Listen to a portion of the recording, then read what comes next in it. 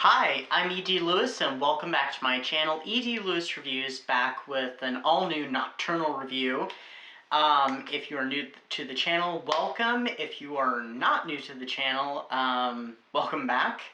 And make sure, if you haven't already, to hit that like and that subscribe button. And by the end of the video, please leave a comment, because it's great for the algorithm, and honestly, it's just fun to read comments. I do really like reading the comments, whether it has anything to do with the algorithm or not, because I don't know much about algorithms.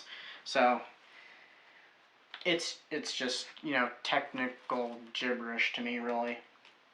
So anyway, so this is a vampire review, and this is actually a reread. I read this book years ago, and there's a television show based off the series, and of course it goes way off the rails, but whatever.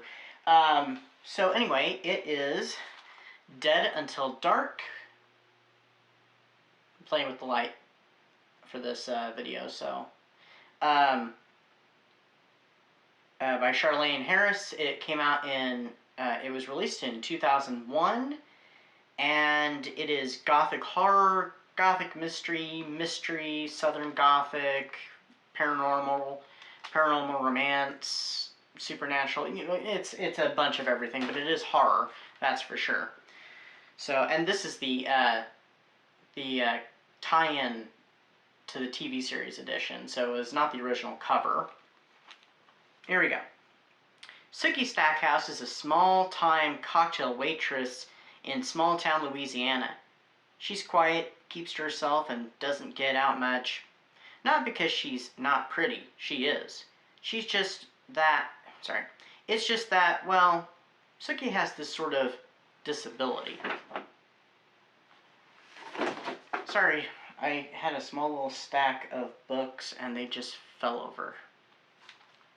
I will get them after I'm done here. She can read minds, and that doesn't make her too dateable. And then along comes Bill. He's tall, dark, handsome, and Sookie can't hear a word he's thinking.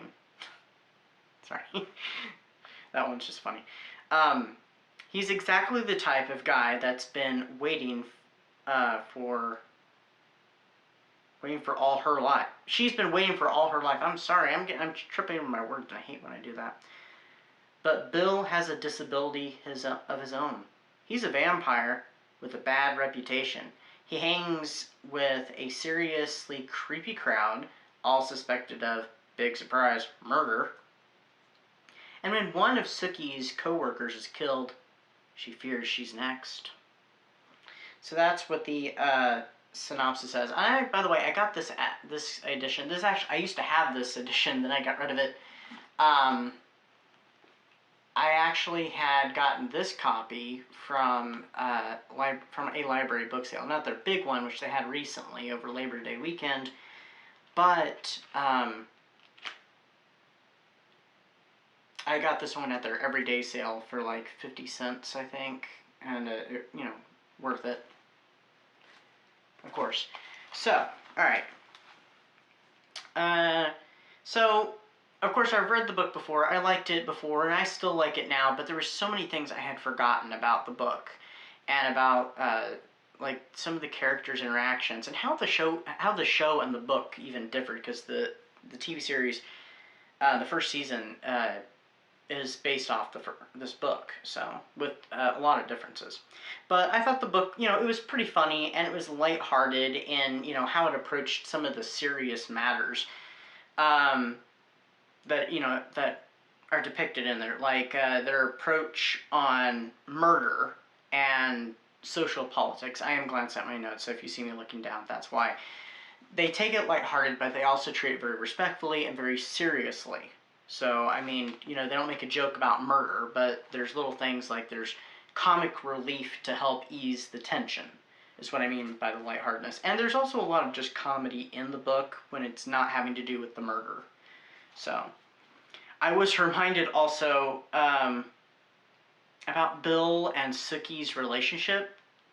It just doesn't strike me as right. It strikes me as a little off. Now, I've never been a fan of Bill, actually. I've been rather Team Eric. But I I can understand at the beginning of the book what, you know, she saw in him and stuff, and then like, oh, I can definitely see, you know, why she's attracted to him and everything, but as it progresses, I'm like, it just ain't right. It's just a little off. Especially how he treats Sookie sometimes. It's just, what? I'm sorry, maybe it's just me, but I hope other people have noticed this too. There are some trigger warnings, though, with this book that I have to warn you about. Of course, there is murder and sexual topics are talked about, but also there is child molestation is briefly discussed, and that was one of the things I had completely forgotten about. And I guess it's even, you know, mentioned and referenced in the TV show too, which I had definitely forgotten because I haven't watched the show in forever, and I haven't watched the first season in forever. So, yeah. Like I said, it was adapted for the first season of HBO, for the HBO series True Blood, and it has a fantastic cast. It was very well done. They did change things. They did add characters that come into the books later in the series. They also used some plot points and did their own thing with them and included them into this first season.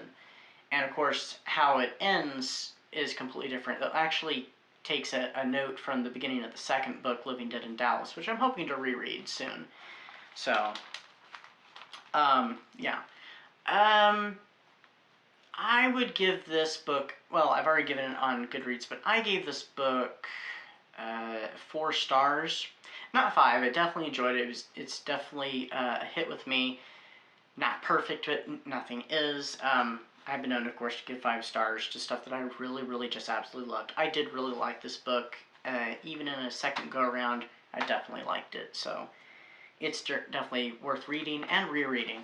I do know that Angie's Book Chatter and BookTube with Amy have been doing the Out of the Coffin read-along all year. So they've been reading every single Sookie Stackhouse book. And they've been doing YouTube videos. I've caught a few of them, haven't gotten to catch them all. I'm hoping to.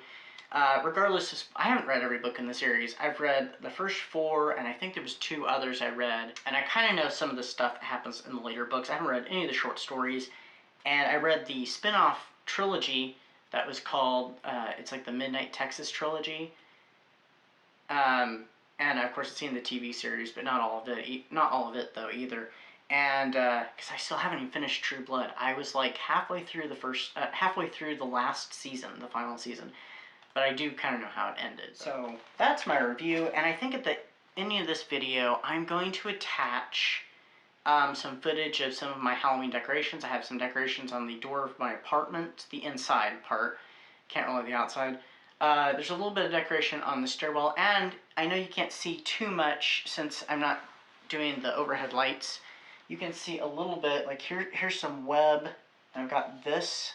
I know you can't see very well, but I have video of it, and I'll attach them to the end of this video. So, stay safe, stay spooky, and yeah, I'll see you soon. Bye-bye.